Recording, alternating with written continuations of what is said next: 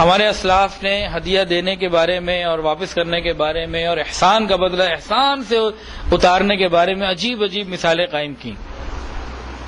شریح رحمۃ اللہ علیہ جو تھے، ان کے پاس اگر پلیٹ کے اندر کھانا بھیج دیتا تو خالی پلیٹ واپس نہیں کرتے تھے، ڈش آ گئی، برتن آ گیا تو خالی واپس نہیں کرتے تھے، بلکہ کچھ اور اپنے گھر سے ڈال کے پھر واپس بھیجا کرتے تھے۔ احسان کا بدلہ احسان سے چکایا کرتے تھے۔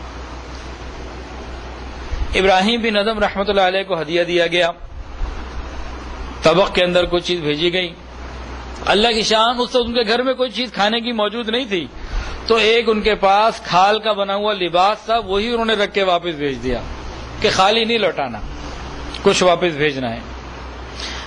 حضرت جی سے سنا، حضرت محبوب العلماء والصلحاء حضرت مولانا پیر حافظ الفقار احمد نقشبندی دامت برکاتہم فرماتے ہیں کہ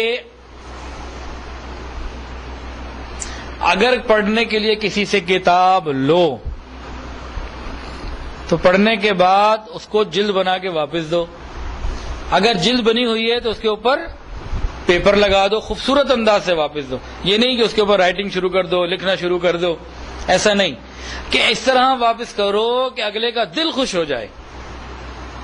پھر اس کے بعد حضرت نے ایک عجیب بات سنائی، کہنے کہ آج کل کا احسان کا معاملہ یہ کہ جو کسی کو پڑھنے کے لیے کتاب دے وہ بیوقوف، جو اپنی کتاب کسی کو پڑھنے کے لیے دے دے تو وہ بیوقوف، اور جو پڑھ کر واپس دے دے وہ اس سے بڑا بیوقوف۔ یہ آج کل کا معاملہ ہے۔ فرمایا کہ اگر تم نے کسی سے پڑھنے کے لیے کتاب لی، ابھی امانت ہے، اس کو بہتر انداز سے واپس دو اور احسان کے بدلے کے ساتھ واپس کرو، اچھی کنڈیشن میں واپس دو۔ ایک بزرگ کے بارے میں آتا ہے کہ وہ کہیں جا رہے تھے، مسجد سے نکلے گھر کی طرف جا رہے تھے، تو ایک آدمی ان کے پیچھے ساتھ ہو گیا کہ اکیلے جا رہے ہیں۔ جب وہ اپنی جگہ پر پہنچ گئے جہاں جانا تھا تو پیچھے مڑ کے دیکھا تو اس سے پوچھو ماں حاجتوں کا، بھائی تیری کیا حاجت، خیر سے آئے؟ کہنے لگا حضرت آپ اکیلے جا رہے تھے، میرے دل میں خیال آیا کہ خادم کوئی ساتھ ہے نہیں، چلے میں آپ کی خدمت کے لیے ساتھ ہو جاؤں۔ فرمایا سبحان اللہ، اور اپنے غلام کو پوچھا بھائی تیرے پاس ابھی کتنا مال ہے؟ کہا 30,000 30 الفا کا سارا اس کو دے دو۔ اتنا سا خیال رکھنے کے اوپر بھی احسان کا بدلہ دینا یہ ہمارے اکابر کیا کرتے تھے۔ ابن عیینہ رحمۃ اللہ علیہ وضو کے لیے گئے تو ایک بندہ پیچھے پیچھے لوٹا بھی لے کے آ گیا، تو انہوں نے اس سے پوچھا ہاں بھائی کھڑے ہو، کیا حاجت ہے، کیا بات ہے؟ کہنے لگا میں آپ کے پیچھے لوٹا لے کے آیا ہوں کہ شاید آپ کو مزید ضرورت پڑ جائے۔ انہوں نے جب یہ سنا دیکھا تو خوش ہوئے اور حکم دیا کہ اس کو 300 جریب ہدیے میں دے دیے جائیں۔ اتنا سا بھی کوئی لحاظ کرے تو ہمارے اکابر اس کا اتنا خیال کیا کرتے تھے۔ آج تو بڑے بڑے کام ہمارے ساتھ ہوتے ہیں اور ہم احسان کا بدلہ دینے کی سوچ ہی نہیں رکھتے۔ اب احسان کی مختلف صورتیں ہوتی ہیں، شریعت نے اس کی تفصیلات لکھی، بتائیں، ذرا سن لیجئے۔ کسی کو ہدیہ دینا یہ بھی احسان، کسی کو قرض حسنہ دینا یہ بھی احسان، کوئی مصیبت میں پھنسا ہوا ہے اس کی مصیبت کو دور کر دینا، یا کم سے کم اس کو 2 بول کے اس کو مورل سپورٹ دے دینا، یہ بھی احسان۔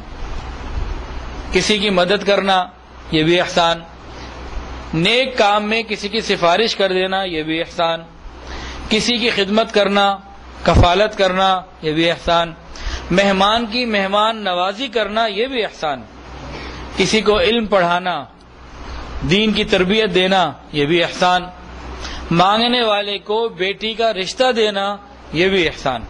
کیا مطلب کہ سسر کا احسان ہوتا ہے داماد کے اوپر، اور آج الٹا سمجھتے ہیں۔ نبی علیہ السلام نے ارشاد فرمایا کہ اللہ کا سب سے شکر گزار بندہ وہ ہے جو بندوں کا شکر زیادہ ادا کرتا ہے۔ اللہ کا سب سے زیادہ شکر گزار بندہ وہ ہے جو بندوں کا زیادہ شکر ادا کرتا ہے۔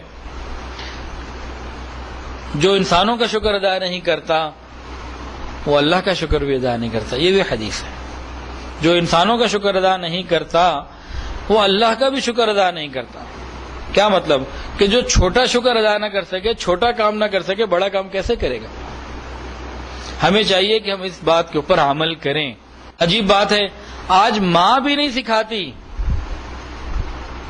اولاد کو کہ بھئی تو آپ کا کوئی کام کر دے، کوئی پانی کا گلاس دے دے، کوئی اور کام آپ کا کر دے، اس کو جزاک اللہ کہہ دینا، اس کو تھینک یو کہہ دینا، شکریہ ادا کر دینا. یہ خلق آج ہمارے اندر ختم ہو گیا. حضرت فرماتے ہیں کہ بیرون ملک میں کسی جگہ لیکچر تھا تو وہاں بعد میں 35 کے قریب بچے تھے جو آئے، جو حضرت نے ان کو سویٹس دینی تھی. فرماتے ہیں کہ 25 اس میں سے کافر تھے، نان مسلم، غیر مسلم تھے، اور 10 مسلمان. حضرت نے بتایا کہ 25 کے 25 سب غیر مسلم بچوں نے جب وہ سویٹ لی تو thank you thank you thank you شکریہ ادا کرتے ہوئے گئے. اور جب 10 مسلمان بچے آئے تو کسی ایک نے بھی نہ کہا. کیا مطلب؟ آج والدین یہ بات سکھاتے ہی نہیں.